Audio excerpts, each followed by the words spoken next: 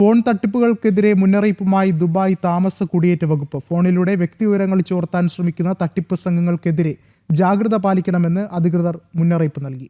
ഇത്തരത്തിലുള്ള തട്ടിപ്പുകളുമായി ബന്ധപ്പെട്ടുള്ള പരാതികൾ അടുത്തിടെ വർദ്ധിച്ചതിന്റെ പശ്ചാത്തലത്തിലാണ് ഈ മുന്നറിയിപ്പ്. സർക്കാർ സ്ഥാപനങ്ങൾ ഒരിക്കലും എമിറേറ്റ്സ് ID നമ്പർ, പാസ്പോർട്ട് വിവരങ്ങൾ, വൺ ഡേ പാസ്വേഡ് പോലുള്ള അത്യന്ത സ്വകാര്യ വിവരങ്ങൾ ഫോണിലൂടെ ആവശ്യപ്പെടില്ലെന്ന് ദുബായ് താമസ കുടിയേറ്റ വകുപ്പ് അധികൃതർ വ്യക്തമാക്കി.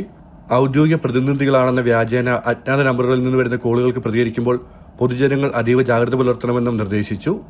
മുൻപ് ബോധവൽക്കരണം നടത്തിയിട്ടുണ്ടെങ്കിലും ആളുകൾ വീണ്ടും ഇത്തരം ചതികളിൽപ്പെടുന്ന സാഹചര്യമാണ് ശ്രദ്ധയിൽപ്പെട്ടതെന്ന് അധികൃതർ അറിയിച്ചു. വ്യക്തിഗത സാമ്പത്തിക വിവരങ്ങൾ സുരക്ഷിതമായി സൂക്ഷിക്കേണ്ടതിന്റെ പ്രാധാന്യം ഊന്നി പറഞ്ഞ GDRFA ഔദ്യോഗിക അംഗീകൃതമായ മാർഗങ്ങളിലൂടെ മാത്രമേ സേവനങ്ങളുമായി ബന്ധപ്പെട്ട ആശയവിനിമയം നടത്താവൂ എന്നും നിർദ്ദേശിച്ചു.